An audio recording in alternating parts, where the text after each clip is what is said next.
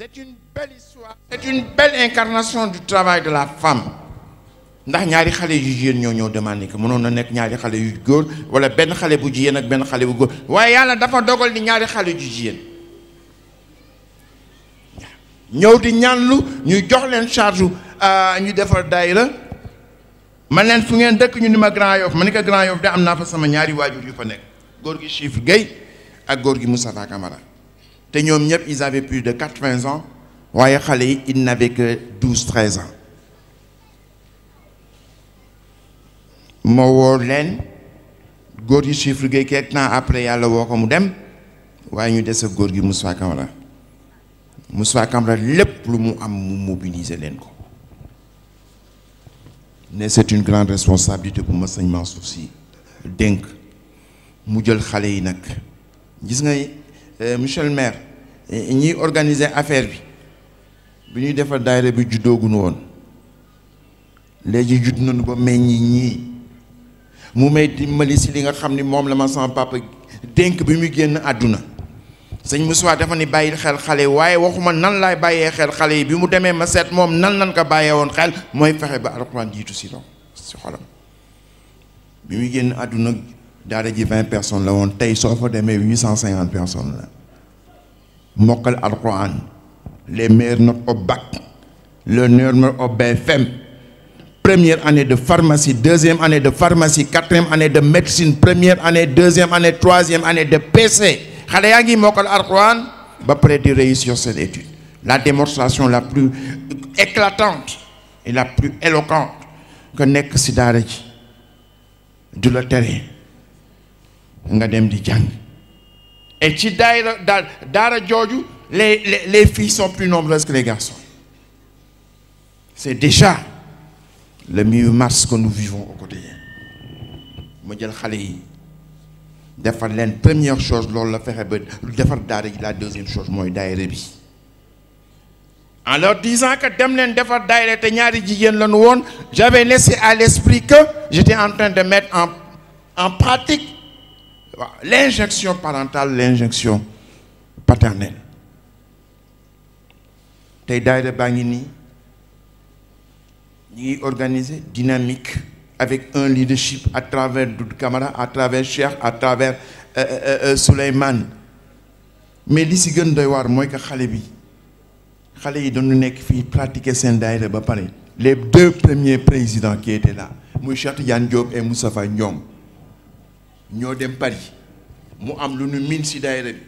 waaw ñii Paris la ñu jógee Nafissatou Niang ñi nii Paris la jógee nekk un très grand cadre au niveau de Orange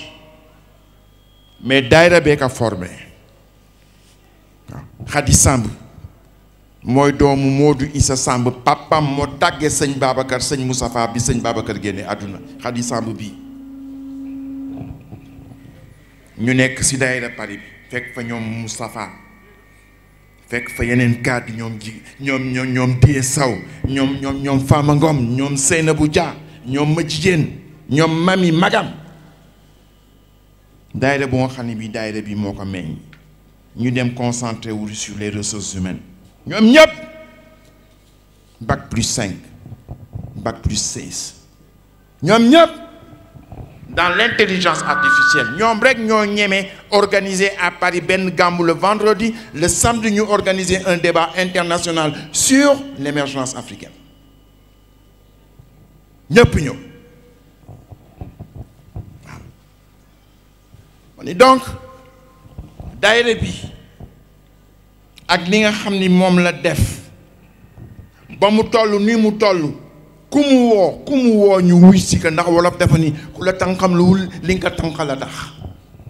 daayira bi nag tànqal na lu bare telle sorte que seen bés bi ku nu woo rek day ñëw ma bëggoon rek sama yaram mayuma ko sonn ma dama jeex maa ngi jógee jàmm gën def takkusaan Baye Jamil ba 1h du matin fekk maa ngi jóge woon Mbuur dama dem ba Mbuur ñu ni ma tey am na benn takkusaan Baye Jamil boo waroon taxawee xanaa da nga ko fàtte man leen yëguma ko woon à 19h ma jël sama oto dem maa ngi fa àgg 22h defal leen seen takkusaan ba 1h du matin ma dëppaat ñëwaat Mbuur dem si gàmmu gi gàmmu ko ba bii set nelawuma sax ma ñëw si tàkkusaan bi tey waaye bi ma ñëw si tàkkusaan bi woonal ma ni ma waa Wakaam kat ñu ngi lay xaar am na beneen tàkkusaan bu nga xam ne bi yaa ko war taxawee ma leen non trop c'est trop donc sonn na waaye Sidi Ahmed jiitu na ma li doon sama sago mooy mu waxtaan wi ndax li ma daj démb dafa metti waaw waaye su ma ko waxee rek mu ma non waaw yàlla xam doy na waaw ma bëggoon rek monsieur le maire bala ngay dem dama bëgg montrer le rapport dialectique entre Sayyidatuna Aïcha ak Sayyidatuna Khadija dans une unité dialectique et une totalité contradictoire amoon na tout un texte bu nga xam ne bii ce que les gens ont dit à propos de Mohammed sallallahu alayhi wa sallam parce que du jullit yi rek ñoo ko tagg di gën doy waar si yonent bi sallallahu alayhi wa sallam mooy li sëñ Babacar wax ni fihi adilla takfi min siyaadatihi du takfi min siyaadatihi fakam bada mat'atun lil badri qarra'u azal walidu fata walidu azal yatimu sëñ Babacar nee na am na ay tegtal yu wane ni yonent bi sang la lan mooy tegtal yi mooy ñi ko tagg te bokkul ak ñoom diine ku mel na Lamartine ku mel na Goethe ku mel na Bernard Shaw ku mel na Voltaire ku mel na Victor Hugo ku mel na Gandhi. Si la grandeur du dessein. waaw. La petitesse des moyens.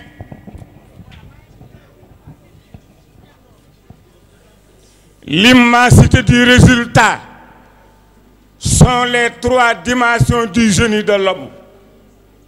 Lamartine, qui aura comparé humainement à un grand homme de l'histoire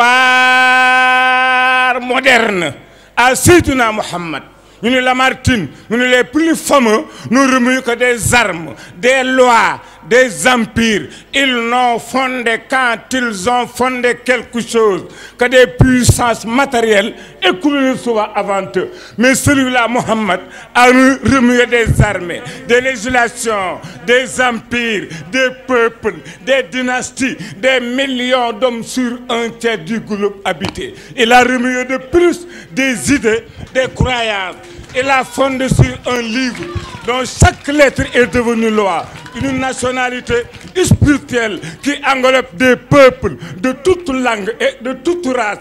Jamais homme n'a accompli volontairement ou involontairement un but plus sublime parce que ce but était surhumain. S'appelait superstition interposée entre la créature et le créateur. Rendre Dieu à l'homme et l'homme à Dieu. Restaurer l'idée rationnelle et sainte de la divinité dans ce chaos de Dieu matériel et défiguré de l'idolâtrie. Jamais homme n'a accompli en moyen de temps une immense et durable révolution. Parce que moins de 2 siècles après la prédication, l'islamisme prêché et armé régnait sur les 3 Arabies, conquéré à l'unité de Dieu. Ça Perse, le Khorasan, la Transocéane, l'Inde occidentale, la Syrie, l'Égypte, l'Éthiopie et tout le continent septentrional. Il a imprimé pour caractère indélébile de cette nationalité musulmane la haine des faux dieux et de passion du Dieu un et immatériel. Nous Lamartine,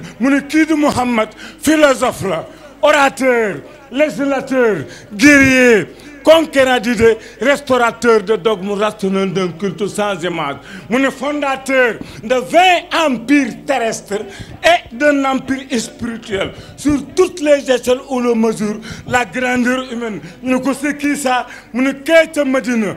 Moins qu'un Dieu, mais plus qu'un homme. Fils de Abdoulaye et de Aminatou, le prophète des prophètes. Moi, Cheikh Seydi Mouhamadou Moustapha Sy Jamil, mon rek, mon am ci kër Maodo, lu kenn amul. Ñu ne pourquoi nga dem ci archive nationale, mu ne Seydi Jamil, premier petit-fils de Cheikh Serigne Seydi, premier petit-fils de Seydi Hadji Malick Sy. Jamil était un guide exceptionnel qui fut un modèle achevé de discrétion, de sobriété, d'humilité et de dignité. Pas d'appel, pas de photos, pas d'apparition à la télé, mais tout arrivé à point. Véritable force tranquille, Seydi Djamil, irréprochable, en bout de son sacerdoce, a navigué sereinement, dignement et discrètement au milieu des hommes et des épreuves et mener l'existence d'un soufi coupé des choses à la vie. Mon Seydi Djamil, né en 1916, le sage de Fass, surnommé Djamil le Beau, a su inscrire son action et sa pensée dans la logique d'enseignement d'éveil initiée par son véritable grand-père, Seydi Hadji Malick. Il a été installé à Dakar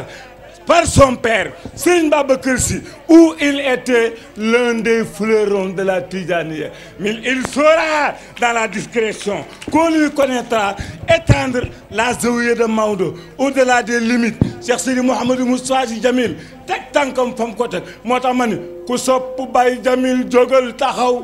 loxo yi ca kaw ku sopp Baye Djamil jógal taxaw kon loxo yi ca kaw ku sopp Baye Djamil jógal taxaw gaa ñi dama ni demul dikkul lépp di ñëw kenn du Baye Djamil demul dikkul xariyet yi dee kenn du Baye Djamil ma ni demal ba Fass gis la fa ne kenn du Baye Djamil Serigne Moustapha moom la mu def ñëpp gis na ko Serigne Mansour Djamil jumaa ja mu def ñëpp gis na ko dee bàyyi njaboot ñu juboo boo tëddee nelaw dee sang njaboot dëng boo tëddee nelaw ya du doy kenn du Baye Djamil Ahmada topp ci yow kenn dégul mu wax na yàlla dolli koy leer kenn du Baye Djamil summa salaatu ma salaami ala nabi waali wasabi Seydi Djamil Serigne Mansour Serigne Mansour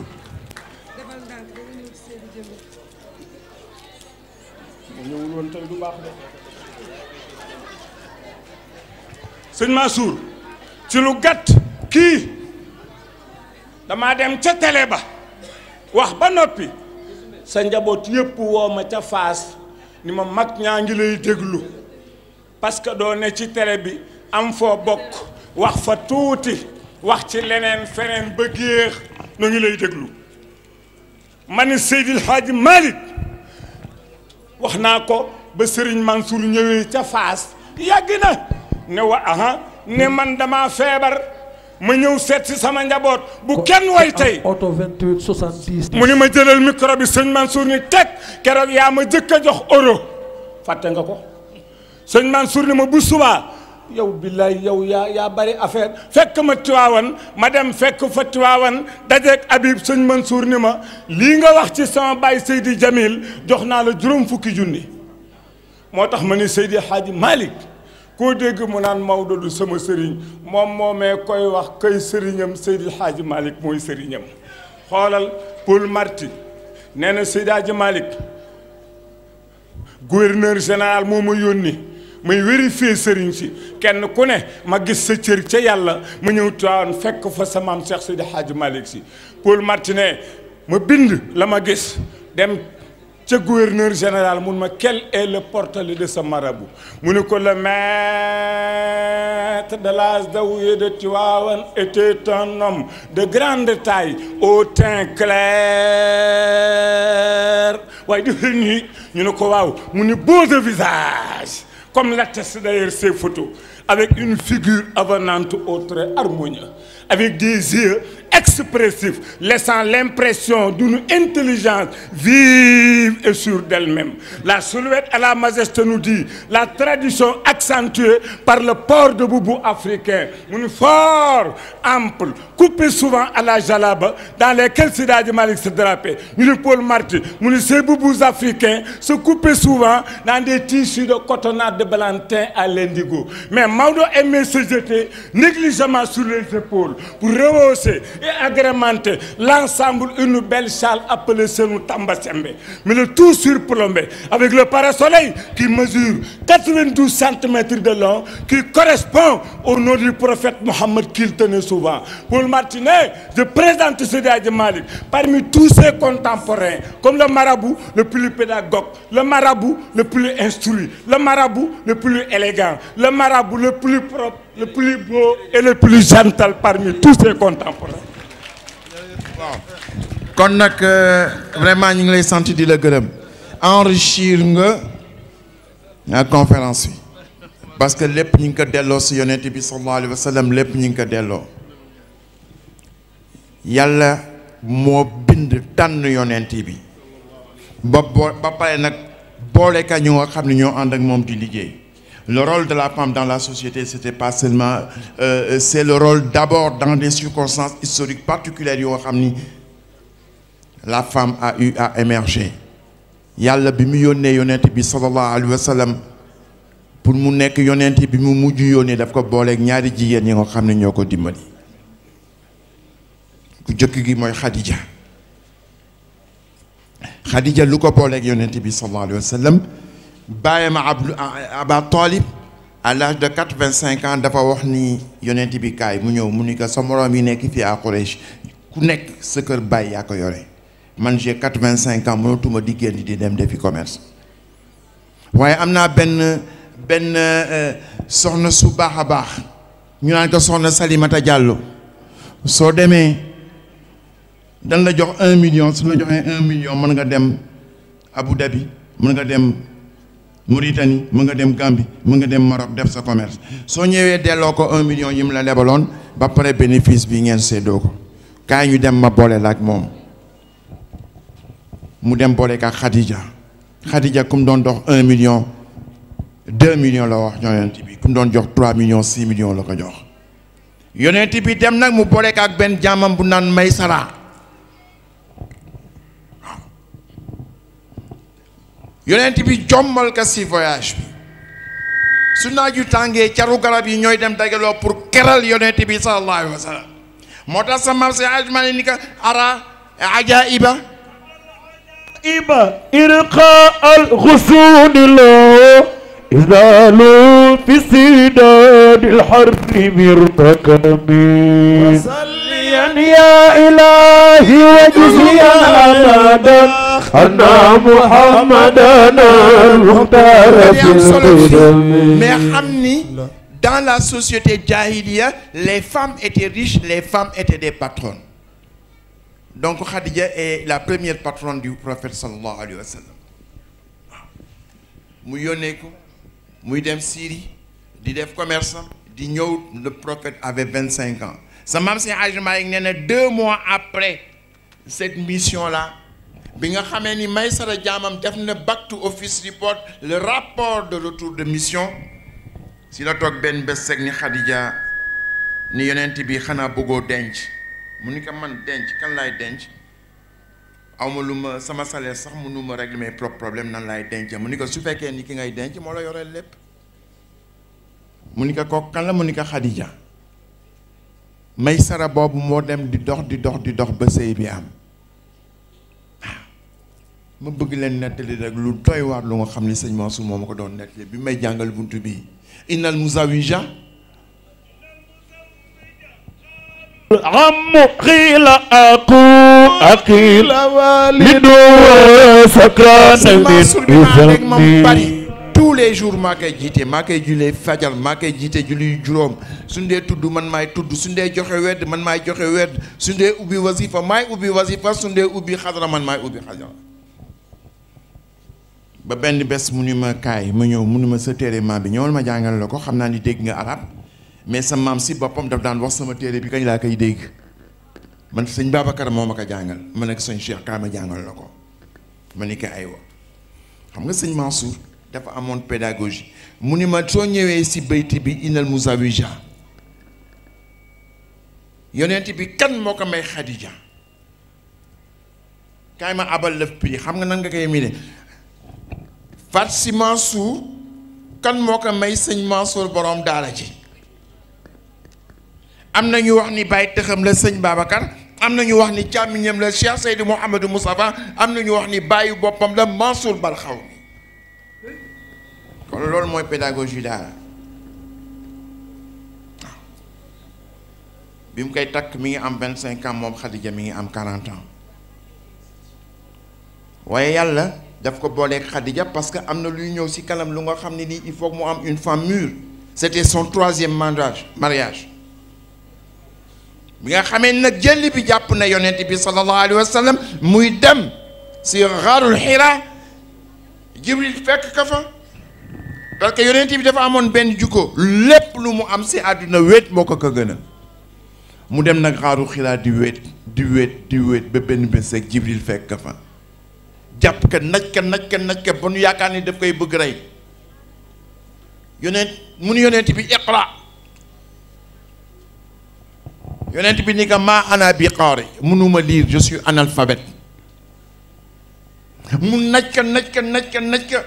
ba yonent bi desatul doole mu ni ka iqra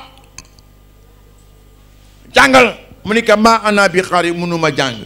mu jàppati ka naj ko ba yonent bi jaaxle mu ni ka iqra mu ni ka maa ana bi qaari xoolal arabe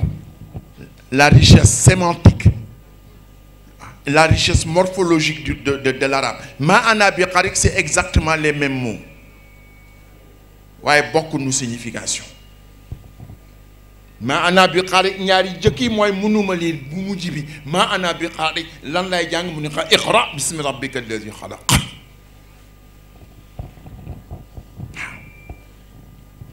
xoolal arabe bi mu ñëwee nag dellu si Xadija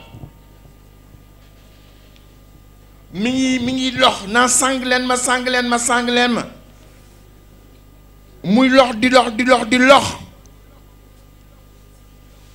yonent bi ni sang leen ma su mel ne sang leen njàqare li nekk si man danaa ko yëkkati waaye luñ jëmuma foofu xam nga fan laa jëm damay delluwaat si bidaaya dama wax ni téere siire yi raconté ñi àndoon ak yonent bi yëpp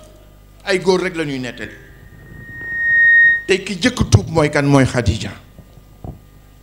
moo jëkk tuub mais kenn du ko nettali te sa maam si xaajuma yi dafa wax benn wax bi garaaw dafa ni yonent bi sadaqta ala ma qulta fi awdi dinina gariban kama fi bati ya xayra rahimi sama si Hajj Malik dafa ni yonent bi wax nga dëgg bi nga waxee ni diina dana dellu tumuranke comme ni mu tumuranke woon au début walakin ilahi fajal ahlana ahla gurbatin wa ahla ittibaai sunnatin fi taraxumi mu ni ko su fekkee ni diina dafa delluwaat tumuranke comme ni mu tumuranke woon si njëlbeen dama bëgg rek su fekkee ni dana des benn jullit bi bu gëm diina na nekk sama taalibe mais sama Alaaji Malik lan la bëgg wax dafa ni yëkkati sama njaboot mbooloo mi si Hajj Malik daf koy garantir si Hajj Malik lan la bëgg wax yëkkati sama njaboot yëkkati ko si darajay Aboubacar yëkkati ko si darajay Ousmane yëkkati ko si darajay Omar yëkkati ko si darajay Aliyin waaye su yemee foofu tooñ ndax ñooñu jëkku nu tuub am na ku leen jëkk tuub te jigéen la waaye sa maam si Hajj Malik bi muy nettali loolu Alioune Khadijatun waaw wali yun wabnu harisatin wa man bida'watihi Usmanu salam wa salliyan يا إله وواهي وجزيا أبدا دفلني أنا محمدنا الهدى كم ينت بدفلني سلق خديجة والي وابنها رثتين ومن بدعوته عثمان ذو سلام مصطفى وسليا يا إله دفلني وجزيا أبدا حدا محمدنا جنبي دفلني سلق خديجة والي وابن حارثة ومن بدعوته عثمان ذو سلام yonent bi mu wootee ki ko jëkk gëm mooy Khadija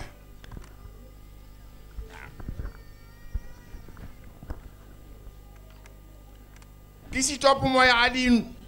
ki ko jëkk gëm si jigéen Xadija la ki ko jëkk gëm si góor di xaleel mooy Aliyun waaw wala Zeyd ibnu Xaaris ñoo ko jëkk gëm wa man bi daawati yi xoolal rafetu expression Alaaji Mari waxu ni Aboubacar déedéet dafa tudd dafa ni wa man bi daawati yi dafa firi kan mooy Aboubacar cey Alaaji Mari mënoon na wax Aboubacar comme ni mu waxee Khadija comme ni mu waxee ñëpp mais dafa ne waman bi daawatihi Ousmane Zou Salami ki nga xam ni kii grâce à sa propagande Ousmane est devenu un musulman kookan la Aboubacar Sadiq ñoo jëkk gëm yonent bi sallallahu alayhi wa sallam dafa woote rek te Khadija mi ngi pratique religion bi nga xamee ni yonent bi rañaan na dem seeti yàlla jox ko ñaari rakka boobu temps julli yu juróom wàccagul waaye Khadija moo daan ànd ak yonent bi sallallahu alayhi wa sallam dem si Kaaba gi maqaama maam Ibrahima booba waa Quraysh yi ay xërëm la nu gëm xamuñu lan la yonent bi di def ak Zeyd ibnu Haris wala yenn saa yi ak Ali ibnu Abi Talib ils avaient 12 ans ces gosses là 12 ans waaye Khadija nga fa déjà ñaari rakka rek la woon julli ji juróom feeñagul woon mais mu gëm bi mu nekkee ci jëll bi mu dalal ko assurer l'effet li muy wax le rapport dialectique l'unité dialectique et la totalité contradictoire c'est Khadija moo yore affect bi moo yore banque bi ndax moo yore xaalis bi mooy financer yonent bi sallallahu alayhi wa sallam c'est la patronne na ngeen ko retenir bu baax a baax mais aussi moo yore affect bi yonent bi mu amee jël ku am expérience rek yaa ko mën defal moo ko defal xoolal parole yi mu ko defali si Hadj Malick lu mu bind rek c'est universel mu ni ko Xadijatun sakanat bi qalbi qaa'ilatan Xadijatun demal sakanat bil qalbi qaa'ilatan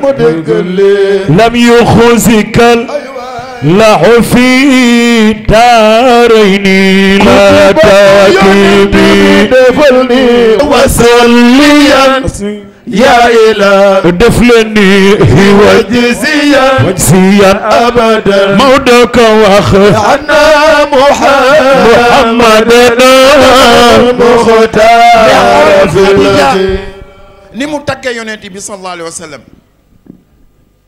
ni que lu mu mënti doon yonent bi bul tiit bu raf li ngay def si lu baax baax na baaxaay bu nga xam ne bii yàlla du loo toroxal fii du loo toroxal keroog yowmal xiyaam ni ka fonk nga mbokk fonk nga dëkkaale nit ñi suñu amee problème yaa koy yonu kon yàlla ku mel noonu du la toroxal si àdduna du la toroxal àllaaxira ak ku mu lu mënte xew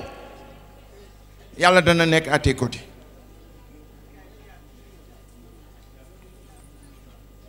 waaw mu ni ko nag am naa benn doom baay bu tudd Waraq ibnu Nawfal day gisaane an dem ñu wax ka li nga nettali ka li nga xam ni moom nga ma nettali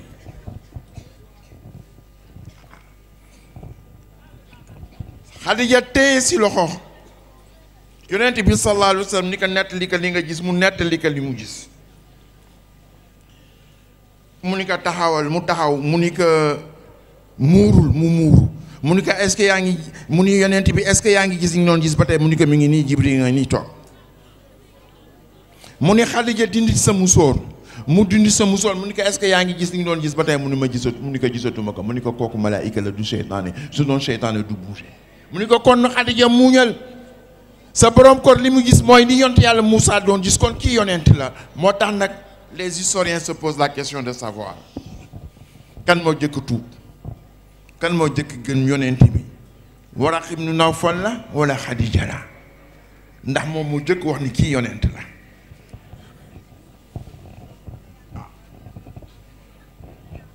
moo ko jëkk wax waaw mu nekk ak moom anam bu nga xam ne bi si Hajj Malik lépp la indi tudd na Xadija juróom benn yoon si xilaasu zahab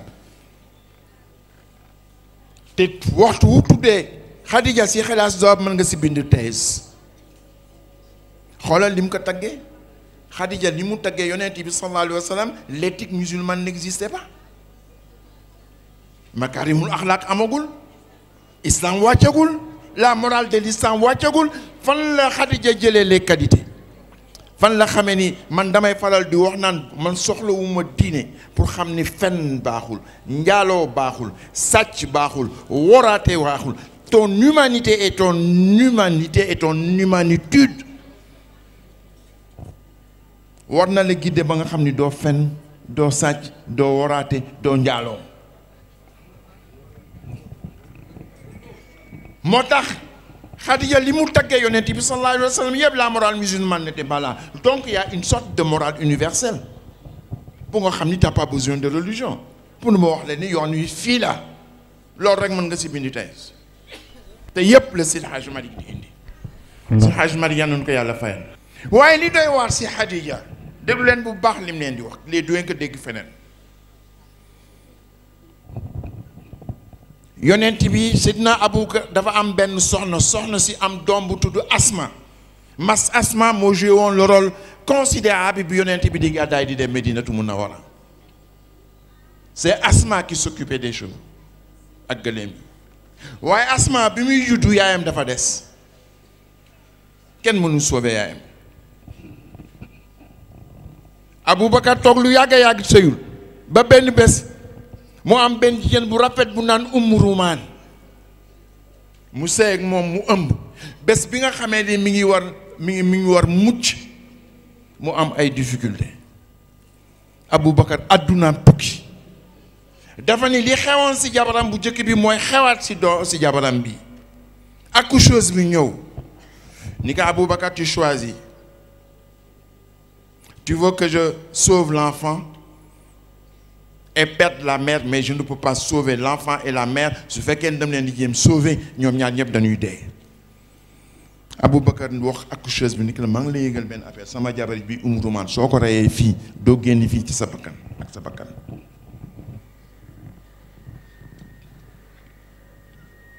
accoucheuse bi ni que leen rek moo si des mooy césarienne sama paaka ngi ni mën naa xotti biir bi génne xale bi mën naa génne xale bi sauver ko waaye gowma ni yaay ji mën naa ko sauver Aboubacar ni dem leen wooy ni ma Khadija ni Khadija bi nga xam ni su yonent bi gisee jëlam su laalee si bopp bi rek yonent bi wér daf ma wóor na ni su laalee sama biiru jabar rek sama lépp dana dem mu yabal benn jaamam ni ko dama wooy ni ma Khadija boobu temps Khadija yonent banque réer yonent bi dafa commencé di am ay jël te mënu ko bàyyi mu dem te di jékki rek disparaître kenn xam fu yonent bi nekk bi xale bi ñëwee wax ko Khadija ni ko taluma man yonent bi rek moo ma itteel xale bi ni ko may kan moo yonent bi yonent boobu nga xam ni c'était un excellent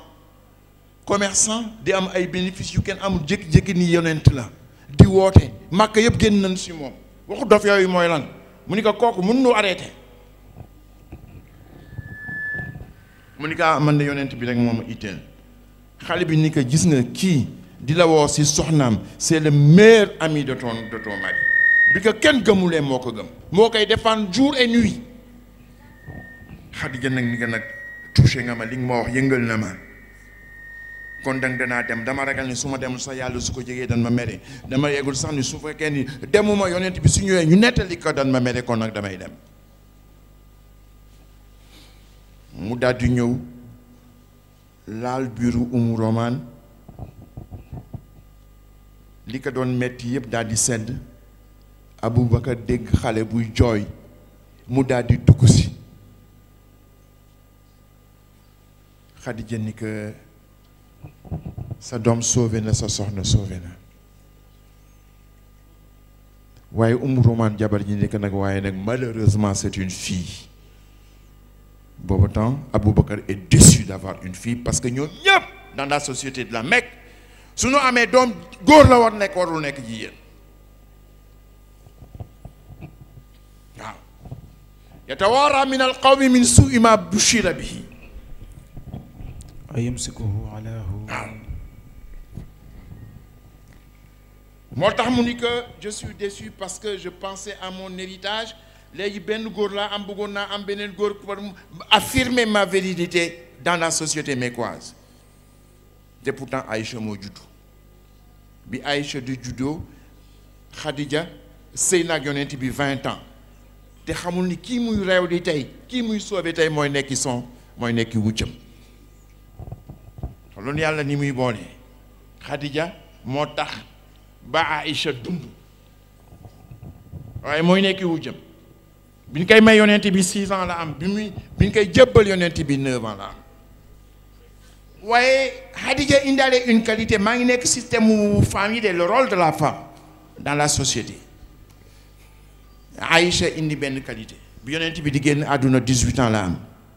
am xel mi neex mu mën jàng mën dégg lu mu dégg yonent bi wax ko mu jàpp ko moo tax bi mu génnee àdduna à part Abu Hurayra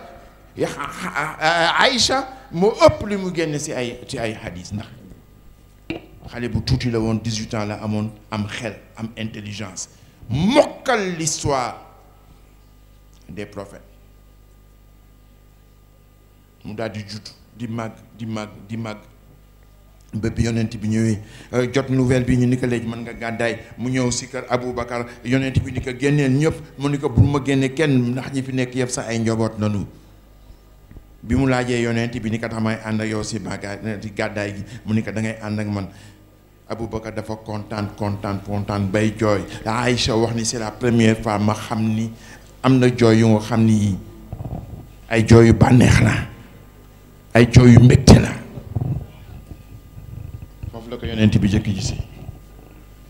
ndeysaan waaye mu ànd ak yonent bi foofu lay tëjee histoire bu gudd la waaye du ma nettali lépp mu dem ci benn rasoir benn guerre bi mu demee ci guerre bi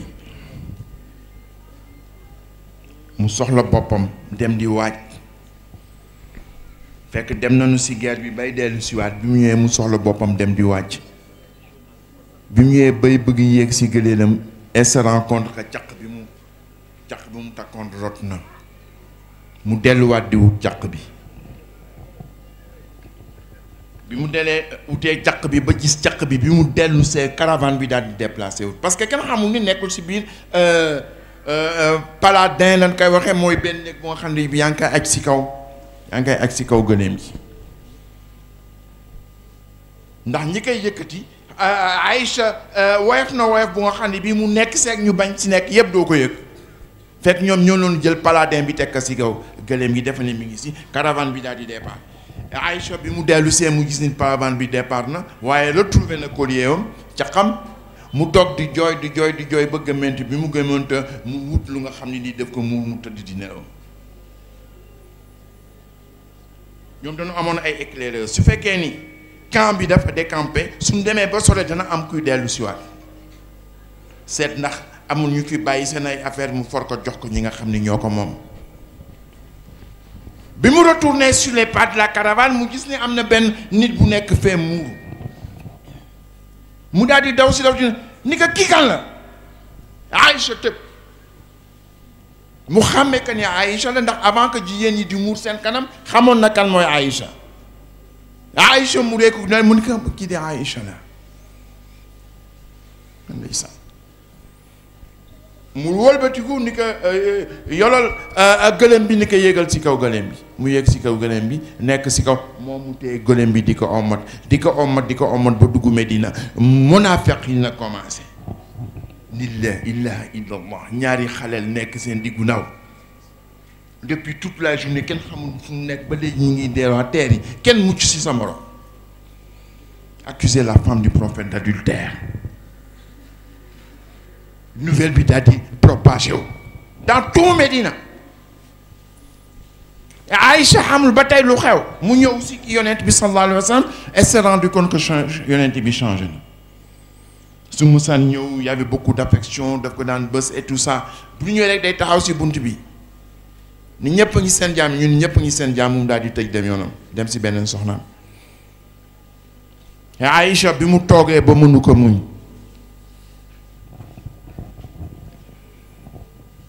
mu ni yonent bi dama bëggoon nga may ma rek ma dellu sama kër papa ak sama kër yaay yonent bi ni ko may naa la ko rumeur yi di commencé calomnie yi di commencé yonent bi ci boppam kum gis ni la loo xamal sama njaboot ñu ko lu baax loo xamal sama njaboot ñu ko lu baax loo xamal sama njaboot ñu ko lu baax ba mu ñëw si Ali ibnu Abi Talib ni ko loo xamal sama njaboot mu ni ko lu baax waaye Aïcha rek du fi jigéen mën nga dem takki beneen jigéen kooku c'est une déclaration historique. Des années plus tard ça a déclenché la guerre entre Aïcha et Ali ibn Abi Talib dans la bataille du Chameau yonent bi di toog di dem ba benn bés mu ñëw si kër Aboubacar a ngi toog Aïcha yi toog Umu Roman a ngi toog mu ni ko Aïcha coow li bare na si Medinatu Munawwara mënatuma ko supporter yonent bee di wax de mu ni ko su fekkee ni li nga def defoo ko li ñu wax ni yaa ko def defoo ko lu mu yàgg-yàgg yàlla dana ñëw setal sa der waaye su fekkee ni ñu wax ni yow yaa ko def mais doomu aadama mucc dafa jafe si moom reconnaître que rek yàlla dana la baal nga baal ko mu baal la Aïcha dimension de femme d'État elle parle au prophète dit que je suis innocente je ne reconnaîtrai jamais que j'ai fauté parce que yàlla bi nu tiim dina xam ni defuma dara kon nag jamais me reconnaître ni j'ai fauté mu ni nga xam nga lan laa lay wax li nga xam ni moom la Yuusuf waxoon ay frère am wala wax ko baayam Yaqub nan la ko waxee sax bal sawwalat fa sabran jamilan bal sawwalat lakum anfusukum amran fa sabran jamilan wallahu musta'anu ala ma tusifun mu ni xalaat yu bon yi dugg na ci seen bi ngi wax yonent bi de xalaat yu bon yi dugg na ci seen bopp ba yàq ko li ñu wax ci man yëpp gën ngeen ko te man defuma dara len rek moo si def muñ bu tar mais danaa muñ wallahu musta'an ala ma tasifun li ngeen di wax di ko échanger entre vous yàlla dana ñëw seetal sama der ba mu set wecc yonent bi lay waxal de mais ban référence intellectuelle la ko jox l'histoire des prophètes l'histoire de Youssouf et de ses frères mu génne benn aaya si suratu Youssouf wax ka yonent bi donc moom wóoroon na elle avait 15 ans wóoroon na son intellectualité son niveau intellectuel jàng na toute l'histoire des prophètes à cause de sa pétillance intellectuelle ñu toog tuuti yonent bi toogaat si laaj bi rek aaya bi wàcc inna alladina di aaya fukki aaya wala fukki aaya ak juróom benn yu nga xam ni yépp si sayyidatuna Aïcha musul am si alquran si benn jigéen pour montrer l'importance de la femme dans le Coran l'importance de la femme dans l'islam benn aaya benn fait yàlla wàcc fukki aaya ak juróom benn ni ko inna alladina jaa'u bil ifki usbatun minkum la tahsabuhu sharran lakum daan ni ko ñi nga xam ne ñoo indi calomnie di wax di yàqu turu Aïcha bu leen ko considérer nag ne lu bon la lu baax la nag ça va me permettre aujourd'hui de régler beaucoup de problèmes aujourd'hui et dans l'avenir xam nga di ay yooyu bili soo ko jàngee exactement xam nga yàlla lan lay décrire la situation des réseaux sociaux di ay yu nga xam ni mën na la guider comment s'orienter au niveau des réseaux sociaux fekk ay nit ñoo xam ni def mu la daal rek di diffuser ay rumeurs ba le candidat à la mairie de Paris démissionné parce que dañu dugg ci intimité am wone lu nga xam ne nii moom rek la concerné c'est sa vie privée ça ne concerne personne te islam maanu na maanu bu nga xam ne bi question bi c'est ndax moo ko def wala defu ko islam daf la wax ni même su fekkee ni moo ko def tu n'as pas le droit de diffuser ça moo tax yàlla wax ni bu leen considérer que c'est une mauvaise chose c'est une très bonne chose indi nag ay di ay yu nga xam ni muy wàcc talala du dugg si nopp yonent bi ba Aïcha yooxu ni yaakaaroon na ni yàlla su ma dee défendre yonent bi daf koy gis si gént rek mu ni ko sa jabar yi deful dara waaye Jibril wàcc au vu et au su de tout le monde wàcce si ay yu nga xam ne ñuy martali ma raxas sama der ba mu set wecc Aïcha nee na góoma woon ni amoon naa importance boobu si yàlla waaye man ni ko amoon nga importance boobu parce que jigéen bu ñu yàqu deram moo am importance boobu si yàlla am nga importance boobu si yàlla ndax yaay soxna yonent bi sallallahu alayhi wa sallam tu dois incarner la pureté et la chasteté ay gars yi ñëw rek bëgg yàqu yonent bi ci à travers Aïcha qui était visée c'est le prophète qui était visé gis nga ñaari exemple yi mu leen jox Khadija et Aïcha deux caractères contradictoires mais complémentaires pour gérer l'exceptionnalité que constituait le prophète Mohammed. On a besoin de l'affect, on a besoin de l'intellect. L'intellect incarné par qui? Incarné par Khadija, par Aïcha. L'affect incarné par qui? Incarné par Khadija. Aïcha wone sa stature de femme d'État. Mais xam nga fan la ko wone nan la ko bayti bi indi Abu Hurayra تقاسل لبيعة فينا أبو هريرة تقاسل لبيعة فينا عند البقيع محل الأمن وسلام مولانا وصليا يا إلهي وثيا أبدا أن محمدنا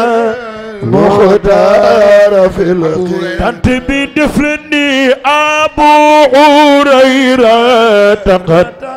صلى بها دفنا عند البقيع محل الآن وسلام وصليا يا إلهي وسيا أبدا أن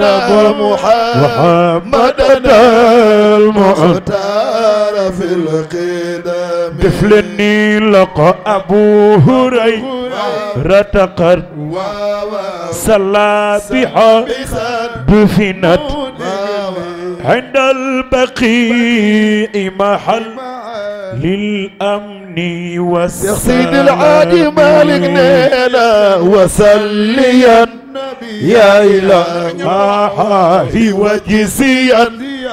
أبدا دقولن أن محمدنا مختار في كبك يا نتبي دفلني أبو هريرة قد صلى بها دفنت عند البقيع محل للأمن والسلام وصليا يا إلهي وجزيا أبدا أن محمدنا مختار كبك أنت من أفلني سلق وبن دسيت تنحول مختار عائسة من بعد ألف حديث وهي لم تسير Abu Hurayra moo ëppale ñëpp li mu génne si ay hadis foofu tam yàlla wone na fa kéemaan Abu Hurayra ñeenti at la nekk ak yonent bi ñoom Omar ak ñoom Ousmane ak ñoom Aboubacar des dizaines d'années moom ñeenti at la nekk ak yonent bi lépp lu yonent bi wax xam na ko ñu ni ko lan mooy sa secret mu ni ko ñeneen ñi suñu yeewee ay paysans la nag ay agriculteurs wala ay sàmm ay éleveurs dañuy wuti dépense man yonent bi rek laa yaakaar damay topp si gannaawam lu mu rotal rek ma for mooy sama dépense donc je suis ni paysan ni éleveur waaye nag yàlla may na ma xel mu nga xam ne bii lépp lu nga xam ni yonent bi wax na ko danaa ko capté bi yonent bi génnee adduna moo ëpp li mu xamoon si ay xadiis ki si topp mooy Aïcha sa maam si Hajj Malik nag ni Aïcha bi mu génnee adduna Abu Hurayra moo ko julee moo ko denc fan la ko denc Baqiya waaye gis nga déclaration Alaaji Malik boobu dafa caché dafa nëbb beneen réalité buy montrer la stature de femme d'État da Aïcha lan moo xew Umar dañ ko jam mu nekk si à l'agonie mi ngi wàcc pour dem wuy ji boroomam mu nekk si sukuraat yow Umar ni nan ma wool Aïcha ñu wool ko Aïcha boobu temps yonent bi gaañu na bu yàgg a yàgg mu ni ko Aïcha damay dem waaye su sama sago ma fekki sama ay mbokk yi ma fekki yonent bi fekki sa baay Abu Bakar fee ñu leen suul la bëgg ñu suul ma fa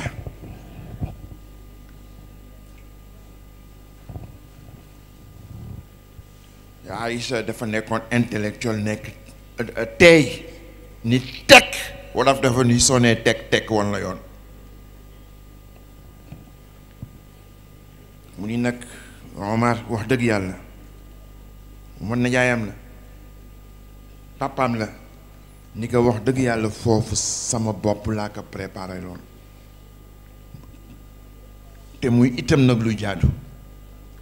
ndax sama papa la ak sama jëkkër kon su ma génnee àdduna c'est tout à fait normal ñu denc ma foofu waaye mu ni que tu es amirul mu'minina tu es le prince des croyants donc sama awlawiya sama aqdamiya ak sama asbaqiya yépp tu passes avant moi c'est-à-dire que Aïcha indi na l'intérêt général par rapport à son intérêt personnel su fekkoon ñu woon intérêt personnel rek mu lay gis tam ne jamais fii man maa ko moom laa dencaloon sama bopp nan ma fa suul sama jëkkër moo fa nekk ak sama baay waaye mu ni que tu es l'amir amirul mu'minina tu es prioritaire sur tout gis nga exemple boobu bëggoon naa sunu njiit yi jël si Aïcha aujourd'hui la journée internationale de la femme, les femmes, ce n'est pas seulement les suffragettes, les femmes, ce n'est pas seulement les femmes occidentales, nous pouvons puiser dans l'exemple de l'histoire de l'islam et de l'histoire des religions.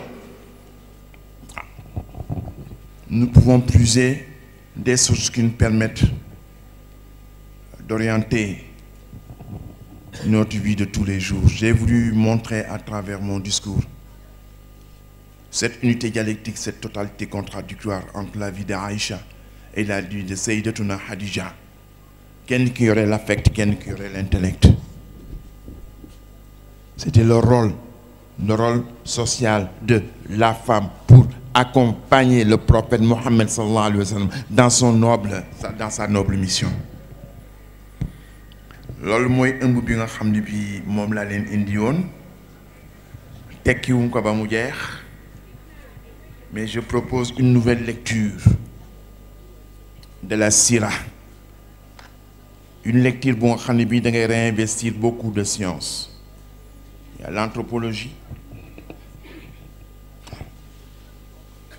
il y a la sociologie, il y a l'histoire, il y a la linguistique,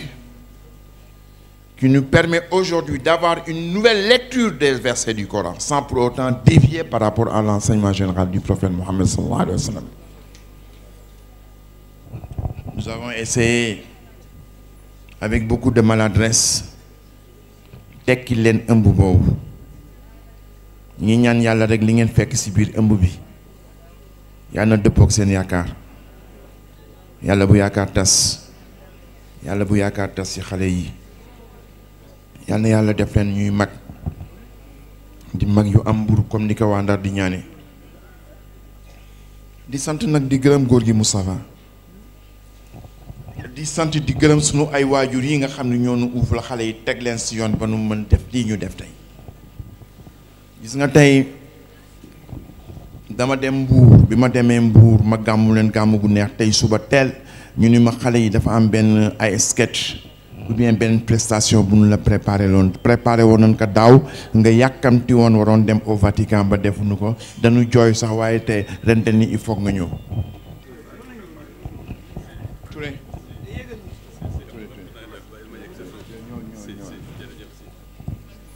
ma bëggoon rek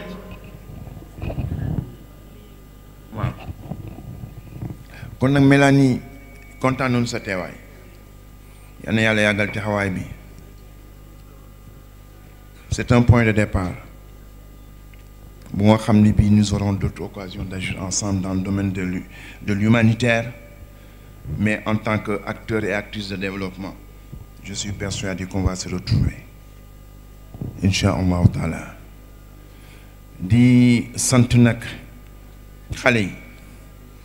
waaw ñoom Souleymane waaw ñoom Dudu ñoom Cheikh ñoom ñëpp ak ñoom Umu Xayri ak ñoom Ndey Ndaak ak ñi nga xam ni ñoo yore daayira bi quotidiennement di ko diriger di ñaan yàlla def leen ñuy mag di mag ñu am barke di mag ñu am mburu fexe ba xale yii rek ñu teg leen si yoon boo xam ne bi ëllëg dans quelques années xale day gaaw màgg ñooy assumer toutes les responsabilités daayira bi fekk ils ont hérité de 2 générations génération bi ñi créé daayira bi ak génération bi ñu si toog waaw yàlla mën na ko am na ko monsieur le maire Khalifa était là il nous a honoré de sa présence laqad zayyana as-samaa ad-dunya bi masaabih Cheikh Issa Touré yal na yàlla yëkkati taxawaay bi sa teewaay fii rëy na si ñun waaw ñi fi teew yëpp ñi jógee ba Paris ñoom na fi ñëw waaw ñoom Khady Fall bàyyam moo tàggee sëñ Moustapha moo ko tàggee sëñ Babacar bi mu génnee àdduna moom mii mën na toog fii di gàmmu ba bii seet si sëñ Babacar ndax mag ñi amul xarit c'est un boy de la rue 15 mais amul xarit bàjjen umu moo doon xaritam ak papam li mu mën nettali si sëñ Babacar man mi taaw sët yi mënuma ko si nettali mën na gàmmu ba bi seet si sëñ Babacar moo ñëw nag tey ma leen di annoncer ni Treviso amul ren wonan ma démb ni les autorités italiennes ont décidé que tous les rassemblements et Treviso se trouve dans la zone rouge de Venise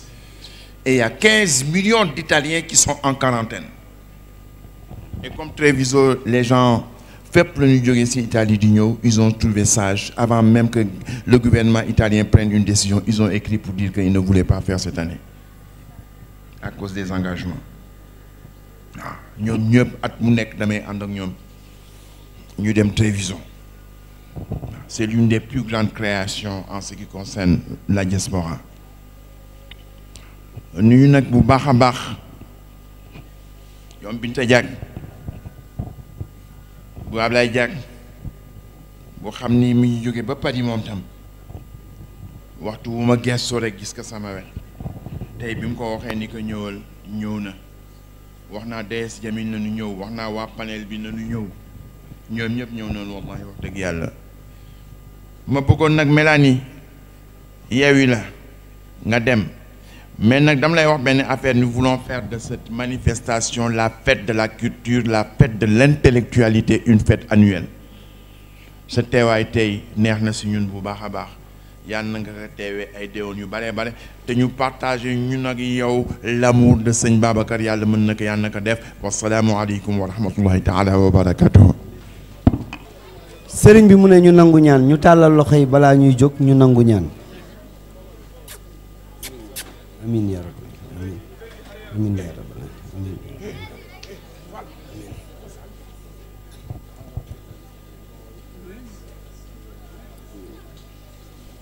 amin raay leen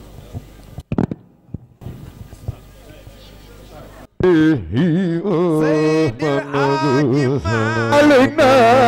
على نبي الله أجمعين سلام ربنا دائما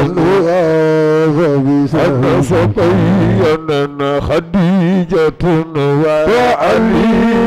وابن عائشة ومن بدعوتي على نبي علي أجمعين سلام ربنا دائما أنا ثم بن عوف وسعد صابيا لخيتك صابيا لخيتك صابيا أبو بكر صابيا أبني بكر صابيا مجرد لا يمجرد صب سيباب أرزي صابيا مجرد الله أمر لله كنا بجرام صب سيباب صب سيباب لا إله إلا الله بجرام والنبي جرام والنبي جرام والنبي جرام أخوك تجارة والنبي جرى الله أنا جيبك محمد أجيبك سيدنا محمد كنا بجرى بجرى يا رسول الله يا رمضان يا حبيب الله يا جرى تنتل يا رسول الله يا حبيب الله كنا أمجس بسيو كنا أمجس بسيو على أمل يا رسول الله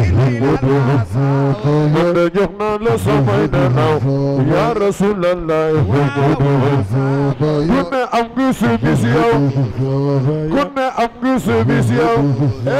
محمد يا الله يا رسول الله كنا أمجس بسيو لنو أملب يا الله كنا جملب يا الله محمد بيرم يا الله يا رسول الله يا جرى تنتل يا جرى قنقل ورقيد اللديد اللبنا نبيك ورى محمد يا رسول الله أنا صفيا أنا صفيا كصف سري إساتوري يقتل سنيار الأخو كبك سيدنا محمد يقتل سنيار الأخو محمد